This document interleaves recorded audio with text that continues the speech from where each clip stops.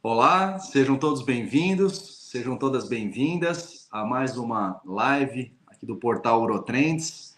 Sempre uma alegria estar aqui presente, podendo abrir essas lives com colegas de muito destaque nas suas áreas, que realmente entendem do assunto, vivem o assunto e também gostam do assunto. Então sempre se torna uma discussão bastante interessante. E o ponto alto aqui dessas discussões realmente são os tópicos de revisão. Então, todos nós aqui que participamos e você que nos acompanha, certamente obtém grande aprendizado e revisão de tópicos e também acaba sabendo de outras opiniões sobre temas relevantes na urologia. Então, o portal Urotrends, para quem ainda não conhece, é um portal dedicado principalmente o seu cerne a resumos de artigos científicos relevantes que são selecionados por essas pessoas, esses editores e autores que realmente conhecem muito a fundo o assunto.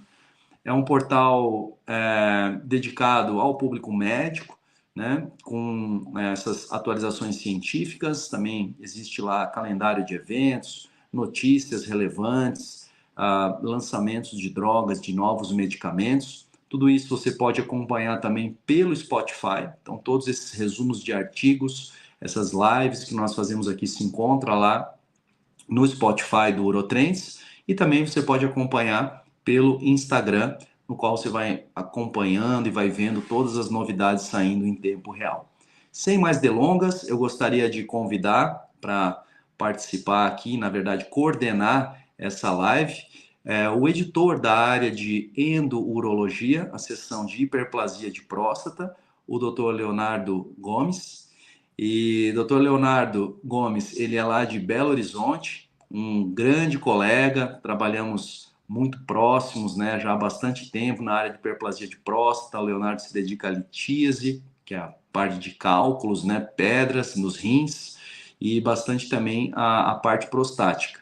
Leonardo, uma alegria estar com você hoje aqui. Vou te passar aí já para iniciar e seguir os trabalhos, trazer aí o seu autor convidado e vou estar por aqui para mim para discutir os temas e dar algumas opiniões. Então a palavra é sua e boa live a todos nós. Então, beleza. Obrigado aí pela apresentação. Uma boa noite a todos, né? Sempre muita alegria de estar podendo participar desses eventos com o Daniel. É um cara sempre muito dedicado aí na questão de ensino. Agradeço também a possibilidade de estar nesse grupo do Urotrends, que é realmente uma novidade para a gente, né? De estar disponibilizando o conhecimento dessa forma, né? Através dos resumos, através do site, através do Spotify, de outras mídias, né? Agora uma live, né? No YouTube. Então, eu acho que trazer o conhecimento para todos, né? E eu vou querer apresentar também o nosso outro convidado, que é o João Pedro Petronilho.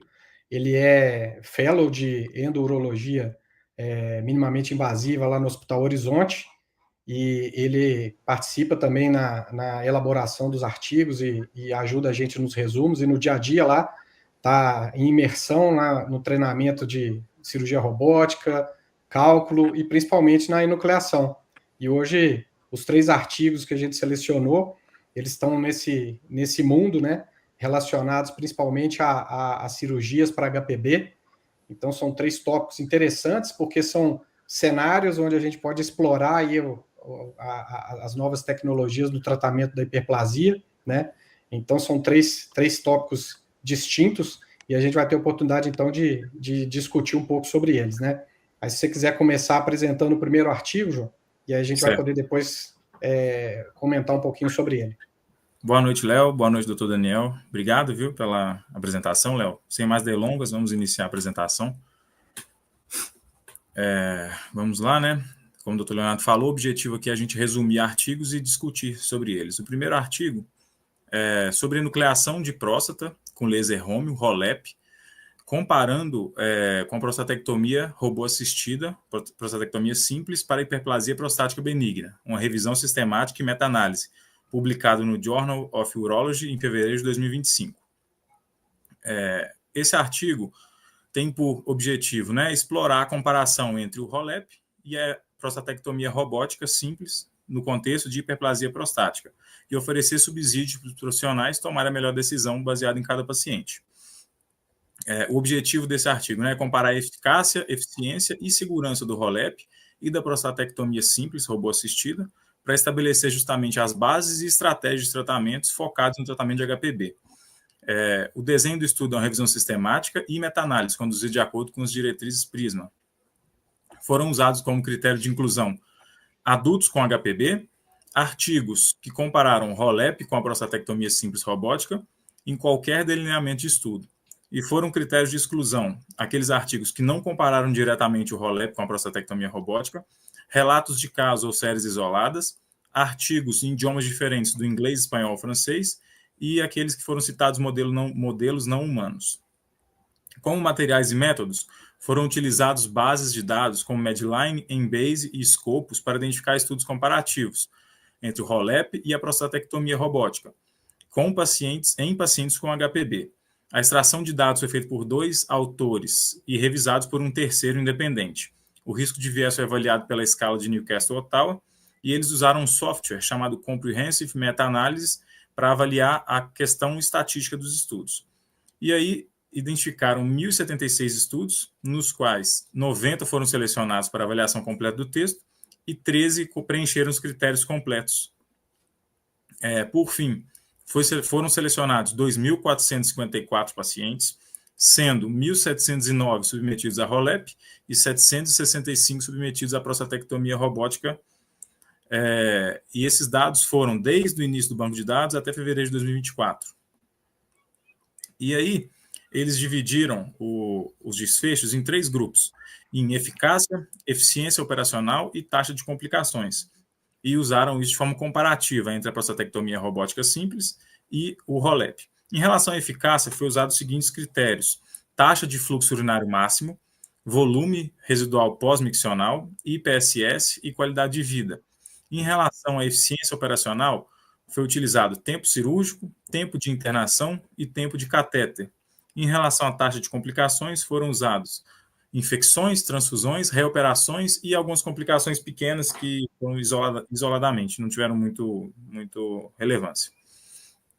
E aí comparou-se o paciente submetido ao ROLEP e o paciente submetido à prostatectomia robótica simples. Em relação à eficácia, as questões funcionais que a gente falou, ROLEP e prostatectomia robótica mostraram resultados funcionais semelhantes, não teve diferença significativa entre os grupos. Em relação à eficiência, demonstrou-se que o ROLEP reduziu o tempo operatório, em média, mais ou menos 50 minutos, 49 e 48 minutos. A duração de hospitalização foi menor no grupo submetido a ROLEP, em média, de 1 dia e meio, e o período de cateterização, em média, foi menor no grupo que foi submetido a ROLEP, em 3,8 dias. Em relação às complicações, o ROLEP teve menor risco de complicação pós-operatória, e reduziu significativamente o risco de transfusões de sangue, em 75%. A conclusão que os pesquisadores tiveram nessa meta-análise foi o seguinte: ambas as técnicas são eficazes, mas o ROLEP oferece vantagens em termos de recuperação e complicações. E esses achados reforçam que, quando disponível e executado por cirurgiões experientes, o ROLEP pode oferecer recuperação mais rápida e segura. E eles ainda pontuam que a escolha ideal entre ROLEP e a prostatectomia robótica simples deve considerar a experiência e treinamento da equipe cirúrgica, os recursos e infraestruturas disponíveis, as características individuais do paciente. O primeiro artigo é isso. Muito bem. Então, eu acho que esse artigo ele é bem interessante, primeiro porque ele está trazendo, né, 2 técnicas cirúrgicas de vanguarda para o tratamento da hiperplasia prostática. A gente sabe que hoje, na maioria dos hospitais e a maioria dos urologistas, eles são treinados e capacitados, estão acostumados a tratar a hiperplasia prostática usando a RTU, né, que é a ressecção transuretral endoscópica, ou mesmo a cirurgia aberta, né? E a gente sabe que a evolução no tratamento da hiperplasia, né, trouxe com ela, né, as técnicas de enucleação, né, seja utilizando energia bipolar ou laser, né? No caso, esse artigo fala muito do ROLEP, né, que é a enucleação endoscópica utilizando o laser de Römhild. Só para quem não está acostumado com o tema, né, de cirurgias avançadas de hiperplasia, né, a enucleação endoscópica, ela tenta mimetizar o resultado que a gente tem da cirurgia aberta, né, que é realmente fazer aquela enucleação e a retirada completa do adenoma, né? Só que minimizando, né, a morbidade do processo, né? Porque a cirurgia aberta, ela tem a morbidade de maior sangramento, tempo de recuperação mais demorado, né?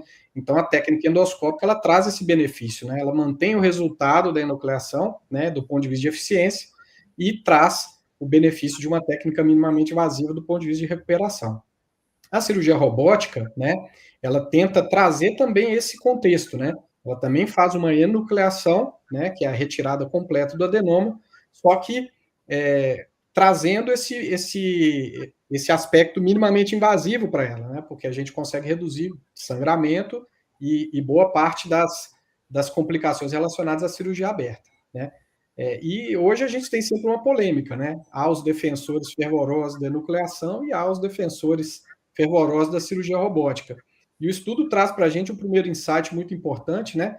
E que é uma coisa que quem está acostumado com cirurgia de próstata repete muito, né? É que não existe uma diferença do ponto de vista de eficácia entre as duas técnicas, porque basicamente as duas técnicas são enucleações, né? Então existe até um dogma, né, que é formado pelo Thomas Hermann, né, que é um enucleador famoso lá da Europa, que enucleação é enucleação e é enucleação. Então, basicamente, se você faz uma enucleação anatômica, seja lá aberta, robótica ou endoscópica, utilizando laser ou qualquer outra fonte de energia, se você respeita o princípio anatômico da cirurgia, você vai ter resultados semelhantes. Então, a primeira conclusão do artigo foi que realmente, do ponto de vista de eficácia, as técnicas são equivalentes. Agora, do ponto de vista de eficiência, aí começa a diferença, né? Porque você tem duas técnicas totalmente distintas, e aí, por ser uma técnica endoscópica, a tendência do ROLEP é ter realmente um desempenho mais acelerado, tanto do ponto de vista de alta, quanto do ponto de vista de resultados de recuperação, né, inicial, né, questão de retirada de sonda, etc. Né? Lógico que quem faz cirurgia robótica e as técnicas mais avançadas, elas tendem a tentar responder isso, né, diminuindo um pouco essa questão do tempo de sonda, internação, etc., para tentar buscar uma equivalência maior, né? Mas ainda assim a gente sabe que existe uma diferença. Agora, um ponto interessante, né, que o artigo comenta, né, no final, é a questão da realidade de acesso. Eu acho que isso talvez seja hoje uma das grandes diretrizes, né, que vai às vezes levar alguém a fazer uma técnica ou outra, né, já que elas são equivalentes do ponto de vista de resultado em eficácia, né, e são talvez um pouco equivalentes, né, nas séries mais atuais, do ponto de vista de efeitos adversos. Então, você nos Estados Unidos, por exemplo, você vai ter assim uma resistência às vezes ao ROLEP por causa da curva de aprendizado, que é mais longa, né? E a questão de você criar um mecanismo, né, com laser, com morceladores, com equipamentos específicos para a realização da cirurgia. Sendo que do outro lado você tem a cirurgia robótica, que já está estabelecida em grande parte dos hospitais, já é uma realidade, uma rotina para a maioria dos centros, né? Então talvez exista uma facilidade para o cirurgião sair da cirurgia robótica de próstata radical e começar a enuclear, né? Em contrapartida, ele teria uma dificuldade maior de iniciar uma curva de aprendizado do ROLEP, né? E isso, talvez na realidade americana, cria uma certa dificuldade. E eu acho que trazendo isso para o Brasil, a gente vê um pouco isso, né? Grandes cirurgiões robóticos que estão inseridos em centros especializados tendem, às vezes, a entrar inicialmente na enucleação robótica, né, e ter uma resistência maior a iniciar a enucleação endoscópica, né, por conta dessa, talvez, disponibilidade de equipamento e facilidade de curva de aprendizado, né. Eu não sei, eu gosto de também que o Daniel participe aí, né, deixa uma janelinha aberta aí para o Daniel também participar, porque às vezes ele tem algum insight sobre essa questão e ele também já deve ter participado de algumas discussões calorosas, às vezes, com cirurgiões robóticos sobre qual técnica que é melhor, né? Eu não sei sim, sim, Léo.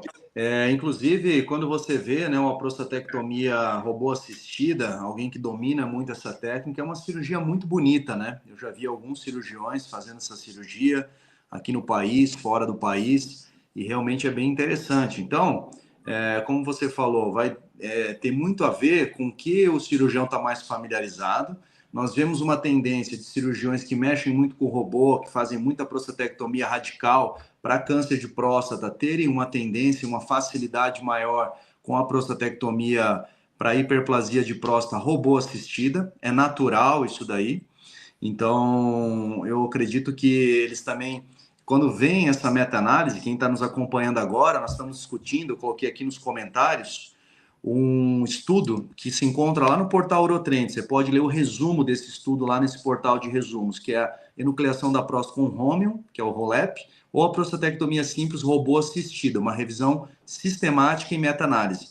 Então, com certeza, Leonardo, cirurgiões que são experts nesse assunto, talvez eles vão estar num ponto fora dessa curva, né, que nós vimos aqui, que é uma vantagem muito grande nessa meta-análise para o ROLEP. Você vê que é 3 dias a menos de internação, 70% menos de transfusão. O que de fato significa 70% menos de transfusão? Seria como se na robótica você transfundisse 4 pacientes, enquanto no ROLEP 1, mais ou menos isso.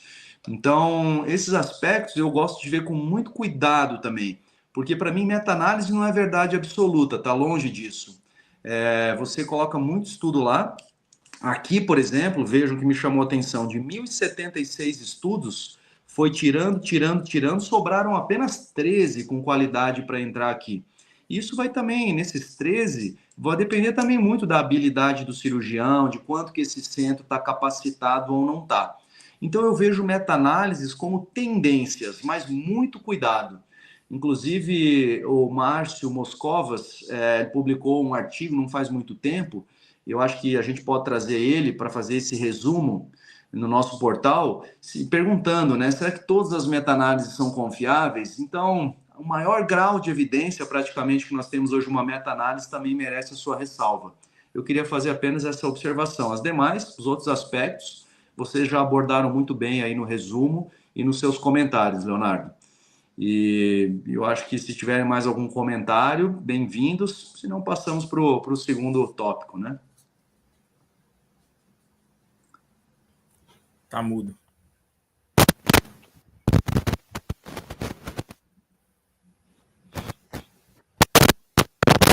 Deu um probleminha no áudio aí do Leonardo. Enquanto que ele recupera esse áudio aí, que está sem áudio, tenta desconectar, reconectar, acho que deve voltar, né? Eu vou... agora voltou, né? Esse voltou. Voltou? Voltou. É só para reforçar isso que o próprio artigo comenta, que existe realmente essa deficiência das meta-análises, principalmente do ponto de vista desse estudo em particular. Você às vezes vai ter séries de centros especializados, como você mesmo disse, né? E isso vai interferir na dinâmica, né? É diferente você comparar o que é a realidade, né? O que é o dia a dia, né? Mas é isso mesmo. Eu acho que a ideia de trazer esse primeiro artigo é para levantar essa primeira polêmica, às vezes, né? Que existe no mundo da enucleação. Ô, João, então pode passar para o próximo artigo? Certo. Só contemplando aqui a pergunta aqui do Pedro, que está nos acompanhando, o Pedro Quer, ele perguntou se esse estudo ou algum outro comparou o custo financeiro.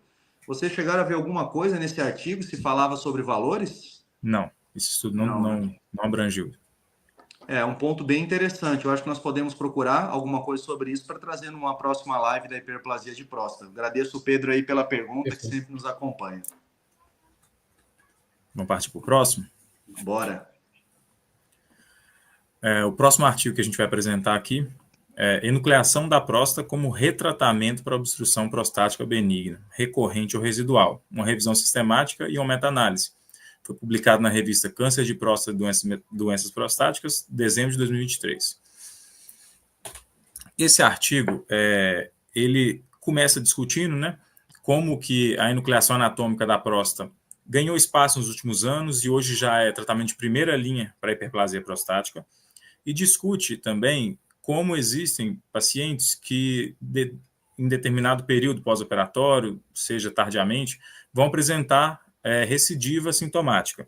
E aí ele divide essa necessidade de retratamento em HPB residual, que seria por uma disfunção vesical ou uma remoção incompleta do adenoma, ou como um HPB recorrente, que seria devido a um recrescimento prostático, mesmo após uma ressecção satisfatória. E ele mostra também que as taxas de retratamento variam amplamente entre menos de 1% até mais de 20%. Isso varia de acordo com o tratamento empregado primariamente, seja uma ressecção endoscópica clássica, seja uma enucleação endoscópica, seja uma cirurgia aberta. E aí o papel desse artigo é avaliar o papel da enucleação prostática no retratamento, daquele paciente que necessita de um retratamento. O objetivo, né, como eu disse, é avaliar a segurança e a eficácia da enucleação endoscópica no cenário de retratamento. E o estudo é uma meta-análise. Foram utilizados dados do PubMed, Cochrane Library e Embase. Foram pesquisados desde o início do banco de dados até março de 2022, em busca de estudos prospectivos ou retrospectivos, que envolvessem pacientes submetidos à enucleação prostática para HPB recorrente ou residual, após tratamento cirúrgico padrão ou minimamente invasivo, anteriores, né, devido a HPB. Com base nessas disponibilidades, os autores realizaram uma meta-análise, comparando a enucleação em pacientes com HPB recorrente ou residual versus a enucleação no paciente com HPB primária. Então, o estudo compara o tratamento primário versus o tratamento retratamento, no caso de HPB. E aí, usou-se os seguintes desfechos como parâmetros, né? O fluxo urinário máximo, o resíduo pós-miccional, o IPSS, o volume de adenoma removido, tempo operatório, duração de cateterismo, tempo de internação e complicações. Foram incluídos, né, artigos que descreveram enucleação para HPB e descreveram desfechos funcionais, como aqueles que eu falei, dados operatórios e complicações. E foram excluídos os estudos que mostraram a enucleação em contexto que não seja de HPB, ou seja, outros diagnósticos, e que não havia distinção se aquilo era um retratamento ou um tratamento primário. Foram incluídos 15 estudos na revisão sistemática, dos quais também foram incluídos 10 na meta-análise. E esses estudos incluíam, como tratamento primário, várias modalidades. 3 estudos falavam de RTU de próstata, alguns estudos falavam de vaporização com laser, incisão prostática transuretral, prostatectomia simples aberta, aquablation, urolift e reso. Então, assim, variados tipos de tratamento primário. Foram incluídos 6.553 pacientes, sendo 841 com HPB recorrente ou residual e 5.712 com HPB primária. E esse tratamento foi realizado entre março de 22 e dezembro de 23. Em relação aos resultados desses estudos, né, do ponto de vista funcional, observou-se que a enucleação como retratamento resultou em melhora significativa nos seguintes parâmetros. O fluxo máximo aumentou de 10 a 15 ml por segundo em média, o resíduo pós-miccional teve uma redução consistente, o IPSS teve uma melhora clínica significativa, o score de qualidade de vida também teve uma melhora notável, e todos esses resultados foram semelhantes aos alcançados nos pacientes com enucleação primária, ou seja, do ponto de vista funcional, não teve diferença se o paciente era um retratamento ou se era um tratamento primário. Isso também indiferiu em relação ao tratamento primário, seja RTU, seja cirurgia aberta, reso, também não houve diferença significativa no retratamento desses pacientes. Em relação aos resultados operatórios, o volume de adenoma removido também foi semelhante nos grupos de retratamento e tratamento primário. O tempo operatório também não houve diferença significativa. Tempo de cateterização foi levemente maior no grupo de retratamento, mas sem impacto clínico relevante. O tempo de internação foi comparável entre os grupos. A taxa de transfusão ou complicações hemorrágicas não foi diferente também entre os grupos. E complicações mais tardias, né, seja precoce ou tardias, como infecção urinária, retenção urinária aguda ou estenose, também foram semelhantes. A conclusão que os pesquisadores tiveram nesse estudo foi o seguinte: ROLEP é uma opção segura, né, e eficaz para retratamento cirúrgico da HPB, recorrente ou residual após intervenções prévias, tanto aberta quanto endoscópicas ou minimamente invasivas. Não houve diferença em relação ao tratamento primário e o desfecho na enucleação posterior. Quando realizada por cirurgiões experientes, o ROLEP produz melhora sintomática e funcional comparável naquela feita como tratamento primário, ou seja, não mostrou diferença se é tratamento primário ou secundário. Embora esses resultados sejam promissores, a qualidade de evidência ainda é limitada. A maioria desses estudos foram retrospectivos, não teve randomização, foram sem intervenção, e então concluiu-se, né, que é necessário estudos mais robustos e de papel mais controlado, né, dos pesquisadores para confirmar esses achados e definir melhor os perfis ideal do paciente, bem como o critério de seleção. Não, beleza. Obrigado aí de novo, João. Então, assim, o final do artigo reforça o final da nossa discussão anterior, né? Que as meta-análises, apesar de trazerem insights importantes e às vezes poderosos aí, né? Que mudam às vezes a nossa prática diária, eles não são às vezes baseados em evidências fortes, né? E a gente sempre tem que estar buscando trabalhos com um nível de excelência aí para poder ter esses resultados mais robustos. Mas os insights que a gente pode tirar desse trabalho são interessantes, né? A primeira coisa que a gente tem que pensar, né, é que o ROLEP, na hora que a gente vai orientar os pacientes, né, é muito importante você colocar, né, na hora de fazer a decisão de indicar uma técnica cirúrgica, né, falar sobre os resultados esperados que você pode atingir com aquele tratamento, né? Então, você vê aí que o ROLEP ele foi escolhido até como uma técnica de resgate porque ele realmente tem uma taxa de resolutibilidade ao longo prazo, né, muito superior em relação às técnicas que foram citadas no trabalho, né? Então, enquanto a gente tem aí recorrências de até 20% e às vezes até mais, dependendo da técnica utilizada, né, para tratamento de HPB, o ROLEP tem taxas inferiores a 5%, 3%, né, em 10, 15 anos, né? Então, a gente sabe que é uma técnica que tem essa característica de um resultado duradouro e um resultado de médio e longo prazo, né? E o mais interessante da discussão, que apesar de na prática a gente saber que realmente não são casos para iniciantes, né? Os casos de resgate, eles são sempre tecnicamente mais desafiadores, né? Mas se você respeitando os conceitos, os princípios anatômicos da enucleação, você consegue ter resultados semelhantes a um ROLEP de primeiro tratamento, né? Então, isso a gente vê isso, inclusive, na prática, né? Que é quando você indica uma enucleação de resgate, né? Seja numa RTU ou numa outra cirurgia, né, minimamente invasiva, você acaba tendo um pouco mais de dificuldade, mas o resultado funcional, no primeiro ano, pelo menos, como mostrou a meta-análise, né? Ele é semelhante a uma cirurgia primária, né? Então, eu acho que esses são alguns insights que eu acho que são importantes, né? Na hora da decisão de indicação cirúrgica para tratamento de HPB, é importante informar para o paciente essas taxas de retratamento e no cenário de uma técnica não enucleadora, né, que você não vai utilizar o ROLEP, não vai utilizar o outro LEP ou outro laser para fazer a enucleação, você informar o paciente que pode ser resgatado com uma enucleação, caso a gente não atinja o objetivo esperado, né? Como é que é na sua prática, Daniel? Olha, eu acho que a um frequência insight que você bem vê esses importante casos, hein? aqui, da gente trazer é justamente essa dificuldade que todo mundo pergunta, é mais difícil fazer uma enucleação depois de um paciente que já fez uma cirurgia prévia? Então, você vê ali que nessa meta-análise, 13 dos estudos incluídos são de pacientes que fizeram RTU. Claro, é ainda a técnica mais realizada mundialmente. Aí nós temos ali em menor número vaporização com green light e depois os MISTs.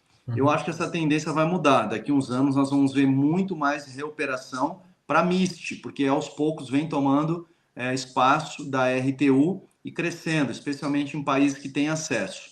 Agora, respondendo essa pergunta, né, se tem alguma dificuldade maior ou não, a meta-análise mostrou que em termos de resultados funcionais, você vai ter um resultado funcional muito semelhante a um HPB primária. Então, aqui eu entendo que a meta-análise chegou na conclusão que, em termos funcionais, tanto de fluxo máximo, pós-operatório, incontinência, são equivalentes. Na prática, o que eu observo? Nos pontos no qual a cirurgia prévia, seja RTU, seja vaporização, se aproximou mais da cápsula, você vai ter um pouco mais de aderência, dificuldade de encontrar o plano, um tecido talvez ali um pouco mais fibrosado. O restante, meu amigo, aonde a cirurgia prévia nem chegou perto, né, desse plano anatômico, é como se você estivesse fazendo uma cirurgia primária. Então, o que acontece na prática? Ali onde você está na parte apical, no adenoma apical, ali próximo mais ao vero montano, é praticamente uma cirurgia igual a outra qualquer. Por quê? Porque isso mostra o que acontece na ressecção, por exemplo. A ressecção ela é muito mais eficaz na parte distal, vamos dizer, na parte proximal, junto à bexiga, ao colo vesical. ali costuma ter maior aderência e nas laterais também junto ao colo vesical. Isso costuma ser o padrão mais encontrado quando nós fazemos uma reabordagem. Então, eu acho que seria isso. Talvez por isso que também não impacte muito nos resultados funcionais, uma vez que a região apical, que é onde pode influenciar mais, aonde tem um esfíncter e você poderia ter mais incontinência urinária, é praticamente a mesma cirurgia de uma hiperplasia de próstata primária. A gente vê isso na prática, né? Via de regra, a tendência principalmente as pós-RTU, né? É que o colo vesical ele sempre fica muito bom e acaba sobrando muito tecido, às vezes, na região apical mesmo, como você comentou, né? O João, ele tem acompanhado a gente nas enucleações lá durante o Fellow, né? E ele vê aí que não é incomum a gente estar diante desse cenário, né? A gente tem feito com uma certa frequência, né? Esses casos de resgate, né? E normalmente em torno de 10, 15, às vezes até alguns casos até mais precoces, né? Então a gente vê que uma coisa que eu acho que a gente tem que ter a mesma crítica que a gente tem dos nossos resultados quando a gente faz a técnica de enucleação, né? De acompanhar, monitorar e tá sempre aprimorando, né? Melhorando, né? Assim como ele está fazendo a curva de aprendizado no Fellow, né? E tentando melhorar a técnica cirúrgica. A gente às vezes não vê a mesma critério, cuidado com o pessoal que faz RTU, né? Então, eles acham que é uma cirurgia simples, uma cirurgia tranquila. A gente sabe que tem vários colegas ou professores que são exímios ressecadores de próstata, né? Sim. Mas tem muita gente que faz uma RTU que é subótima, né? Então, talvez isso até mostre o tanto de caso que a gente tem feito aí na prática, né? Tive um insight aqui, para os próximos encontros nossos aqui de Journal Club. Vamos trazer mais gente para discutir aqui, O Marcelo Esteves, nosso colega, também aí de BH, tá aqui, muito legal o evento, enriquecedor, parabenizando a vocês. O Matheus Souto, ótima discussão e análise. Tony Tobias, o Walter Moreira Fonseca. Então, muito bacana isso daí, né? Vamos ampliar essa discussão e essa discussão vai longe, né? Vamos poder discutir aqui, e em breve temos um congresso lá de enucleação de próstata em Curitiba, o BenTop, 25 a 27 de setembro, né, sendo o 25 pré-congresso. Enfim, acesse lá bentop2025.com, você vai ter notícias. Não quero me prolongar demais, porque aqui é para ser uma coisa dinâmica. Vou passar aí para o João Pedro, passar para o nosso terceiro e último artigo da noite. Certo. O último artigo... enucleação de próstata com laser de Rômio em pacientes com câncer de próstata localizados pré-existente, estudo de 2 centros. É um artigo publicado pelo Journal of Endourology em março de 2023. Assim como os outros artigos, os autores começam discutindo, né, como que a enucleação tem ganhado espaço, só que diferentemente dos outros, aqui a gente vai falar da enucleação num contexto de um paciente com câncer de próstata. E o artigo tem como objetivo explorar o papel do ROLEP no alívio sintomático daqueles pacientes com câncer de próstata e avaliar o impacto da enucleação no tratamento posterior, principalmente na radioterapia. O objetivo desse artigo, né, é relatar o papel do ROLEP nos pacientes com câncer de próstata em vigilância ativa com sintomas incômodos do trato urinário inferior, ou para aqueles pacientes que vão ser submetidos à radioterapia. E é interessante ter uma redução do volume da próstata e avaliar o impacto desse procedimento nos planos de tratamento futuro. Como métodos, né, foi usado um banco de dados prospectivo, mantido em 2 instituições, e foi revisado pelos pesquisadores, né, avaliando os pacientes que tinham câncer de próstata localizados, tratados com ROLEP, com pelo menos 1 ano de segmento. Os desfechos analisados foram o PSA, pré e pós-operatório, o IPSS pré e pós-operatório e o manejo posterior daquele câncer de próstata. Foram avaliados 117 pacientes com acompanhamento médio de 30 meses. E os principais resultados da revisão é o seguinte: a média de idade dos pacientes foi de 72,3 anos, a mediana do IPSS pré-operatório era 22 e a mediana do PSA pré-operatório era 7,6. Desses pacientes, a maioria era paciente ZUP1. 73% se englobavam, né, nesse grupo. E os próximos, ZUP2 era 27%, ZUP3 5% e ZUP4 3%, respectivamente. No pós-operatório, a gente viu uma queda da mediana do PSA da seguinte forma: nas primeiras 6 semanas, a mediana caiu para 1,3, em 3 meses, 1,4 e em 1 ano, 1,7. Já a pontuação do IPSS, no mesmo tempo de acompanhamento, que anteriormente a mediana era 22, nas primeiras 6 semanas, o IPSS médio era de 10, em 3 meses caiu para 7 e em 1 ano caiu para 3. 72% dos pacientes permaneceram em vigilância ativa e 23% dos pacientes fizeram radioterapia com terapia de privação de androgênio ou não, para aqueles pacientes que o PSA mantiveram persistentemente alto ou recorreram. E em 36% dos pacientes de risco intermediário, 41% fizeram radioterapia, enquanto 58% se mantiveram na vigilância ativa. E quais foram as conclusões do estudo, né?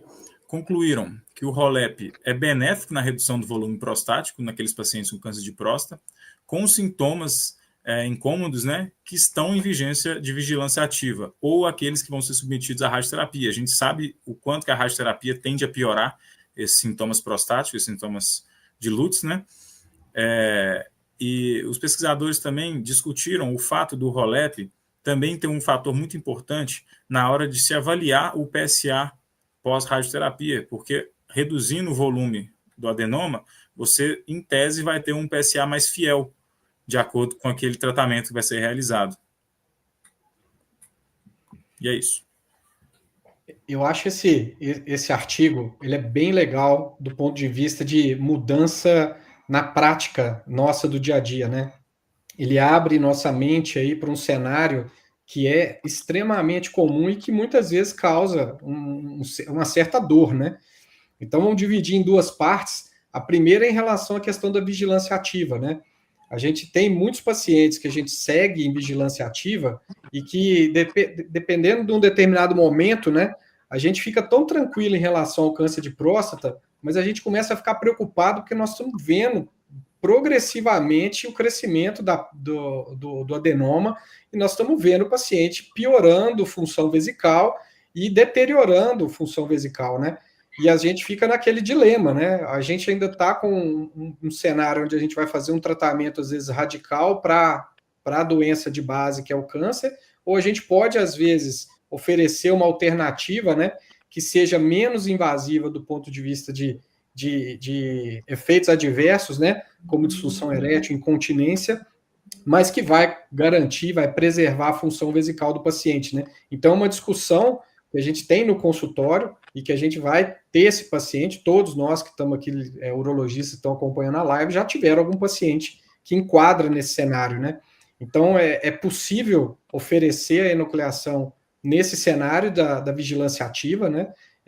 E é interessante que tem vários outros trabalhos, inclusive lá no portal tem um trabalho que analisa o nadir do PSA após a enucleação, que é bem legal também, que a gente vê o impacto, né, da queda do PSA. Esse trabalho, ele fala um pouco sobre isso, né, que é o papel de você reduzir o volume de adenoma e como que ele impacta trazendo o PSA para o real do que é o câncer, né? Então esse é um insight bem interessante. O outro que eu acho que é muito, muito legal e muito pertinente, né, é a questão de você fazer a enucleação no paciente que vai para a radioterapia, né? Então a gente sabe que tem até uma pergunta, né, falando a questão de fazer a enucleação do ROLEP, fazer o ROLEP após a radioterapia, e não há dúvida, né, que depois da radioterapia o tratamento cirúrgico ele é bem mais complexo. Talvez a gente vai ter mais dificuldade na aderência dos planos e pode ter até uma incidência um pouco maior de incontinência urinária, que isso já está relatado em algumas séries, né, que analisaram esse cenário. Então, se você já prevê que o paciente vai ter risco de complicação relacionada à radioterapia numa próstata volumosa, né, existe um racional de você fazer a nucleação antes da radioterapia. Você vai ter um cenário muito mais favorável do ponto de vista cirúrgico, né? A gente sabe que mesmo em câncer de próstata avançado, você pode fazer a enucleação. Não foi o escopo desse trabalho, né? Que a maior parte dos pacientes eram pacientes com doença localizada, mas mesmo na doença avançada, você pode fazer a enucleação como se fosse uma tunelização, mas uma tunelização mais alargada, vamos dizer assim, né?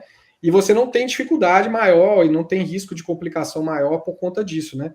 Então, se você prevê que esse paciente vai ser um candidato à enucleação após a radioterapia, ou ele está nesse cenário de que pode ter complicações relacionadas ao tamanho da próstata, é mais pertinente você fazer a enucleação previamente à radioterapia. Então, talvez esse estudo traz essa mensagem, e é uma mensagem que eu acho que se a audiência captar, eu acho que já vai trazer benefício para muitos pacientes, né? Então, eu acho que, não sei se você tem alguma consideração, esse cenário eu vejo muito frequente. Eu tenho pacientes já nucleados antes de rádio, em vigilância ativa, e pacientes com doença avançada, né, ISUP-5, né, retidos, que vai ficar aí 3, 4 meses esperando o efeito da hormonoterapia, você faz uma enucleação e você tira a sonda do paciente imediatamente, né? Leonardo, isso aqui, como você falou, é um novo paradigma. Isso aqui abre um horizonte totalmente novo para a radioterapia, principalmente. Então, em que sentido? Primeiro, como você falou, o paciente que está em vigilância. O paciente está em vigilância, tá? Eu já costumo falar o seguinte, Leonardo, já tirei muitos pacientes das garras do Da Vinci. Por quê? Porque nós sabemos que tem paciente com 3+3 que hoje está sendo discutido que seja retirado da classificação de câncer. Não pode retirar porque você não pode simplesmente parar de acompanhá-lo. Mas esse paciente é totalmente factível de acompanhamento. Muitos pacientes são operados, muitas vezes até por uma indução do médico, coloca um medo ali no paciente e ele acaba operando. É uma realidade, temos que tratar aqui papo aberto. Mas esse paciente eu gosto muito de acompanhar, então tenho muitos em acompanhamento. O paciente em vigilância ativa, que está com sintoma urinário, ele não precisa de uma prostatectomia radical, ele precisa de uma desobstrução. E aqui que o artigo endereçou e começou a dar esse insight. Veja, é de 2023, não tem coisa... É novo, né, relativamente, mas não é ultra novo. Já tem gente fazendo isso há muito tempo. Por que não se pensava tanto com a RTU isso aqui? E eu falo que é um novo paradigma. Porque as taxas de recrescimento do adenoma com a RTU. Agora, uma vez que você faz a enucleação, olha, se você fizer uma enucleação anatômica, no meu ponto de vista, a taxa de recrescimento é zero, né? Você não vai ter uma nova hiperplasia depois de uma prostatectomia, uma milling PTV, a gente já sabe isso historicamente. Então, é um horizonte fantástico de você desobstruir. 2, ainda muita gente se baseia em PSA. Por quê? Porque as classificações são PSA. E aí, às vezes, você tem um paciente que está com PSA muito alto e você fica induzido a fazer um tratamento radical para ele. E quando você faz a enucleação, o PSA despenca, porque pode ser devido à prostatite crônica, à própria hiperplasia. Você viu esse trabalho mostra isso também. A queda, né? Como é que a queda do PSA é pronunciada. Exato, e aí te dá outra tranquilidade para acompanhar esse caso. E aí, quando precisa, pode ir para a radioterapia, não está perdido, né? E aí as radioterapias entram em cena com a melhora técnica, né? Ninguém indicaria, ou indicaria com muito temor, uma radioterapia lá 10, 15, 20 anos atrás. Hoje em dia, não. Hoje em dia eu já vejo com muito mais tranquilidade.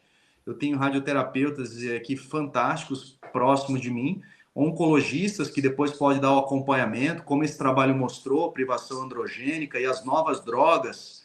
Hoje você vem ali com enzalutamida e outras drogas que também não comprometem tanto a parte hormonal, testosterona do paciente. Então, é bem interessante. Eu acho que isso aqui tem que estar no radar de todo mundo e vai se ouvir muito falar sobre isso.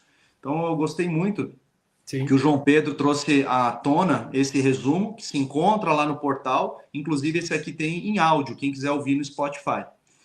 E eu acho que seriam esses meus comentários. Não, beleza. Eu acho que o objetivo de trazer esses artigos hoje, né, foi justamente para mostrar um pouco isso, né, que o universo da hiperplasia prostática benigna, né, ele é outro, né, e eu gosto muito de falar para todo mundo, né, às vezes a gente fica muito, principalmente quando a gente é novo, né, ou quando a gente está saindo da residência, né, a gente fica meio vislumbrado, né, ou meio deslumbrado com tratamento de câncer, todo mundo quer fazer prostatectomia radical, operar robótica, né, mas se você for ver o volume de pacientes hoje com hiperplasia prostática que a gente atende no consultório, ele é infinitamente maior, né, do que os pacientes que às vezes estão com câncer de próstata. E muitas vezes esses pacientes, eles são negligenciados. Então eu acho que a gente tem que ter um olhar diferenciado para a hiperplasia. Muita coisa mudou do ponto de vista de medicamento, né? Temos resumos lá falando sobre tratamento combinado, como que é feito o descalonamento das drogas, né? Tem a questão das enucleações, dos MISTs, né? Então, é um novo cenário que existe hoje para o tratamento do HPB, e é um público enorme que está no consultório esperando para que vocês se especializem mais, treinem mais, aprendam mais e cuidem melhor desses pacientes, né? E aí hoje a gente trouxe um monte de insight, né? De como que a hiperplasia pode ser manejada em diferentes cenários e como a enucleação e as novas técnicas estão aí, né? Sim, e o Marcelo Esteves comentou, né, que valia a pena até você comentar sobre aquela faixa de mucosa anterior que nós costumamos deixar nesse caso. Até lá no evento Horizonte que você me convidou, deixei, né, aquela faixinha. Isso aí minimiza muito, né, os efeitos, principalmente esclerose do colo vesical, que foi a pergunta do José Maurício Mota, que você já respondeu, né, sobre fazer a radioterapia, enucleação antes ou após a radioterapia, né? Então, hoje foi um Journal Club muito voltado para a enucleação de próstata, mas com insights, né, fantásticos, né? Vocês trouxeram artigos ali relacionados a câncer de próstata, pós-RTU e comparação com robótica. Então, foi muito completo. Agora ficou o gostinho de quero mais para nós abordarmos as outras técnicas, né? Falar um pouco de MIST, falar um pouco de outras técnicas. Eu creio que numa próxima live, em breve, nós estaremos aqui para trazer essas novidades. E passar aí também para o João Pedro, né? João Pedro, como é que tem sido aí a experiência como autor do portal, trazendo os resumos? Comenta um pouco para a gente, também aproveita já para dar o seu despedida aí de todos que nos acompanharam. Experiência muito positiva.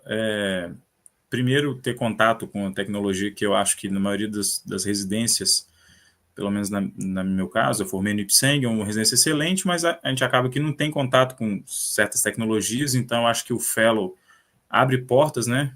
E ter contato com outras experiências, outros urologistas, é muito enriquecedor, e fazer parte também dessa questão de revisão de artigo, publicação, tudo isso só acrescenta.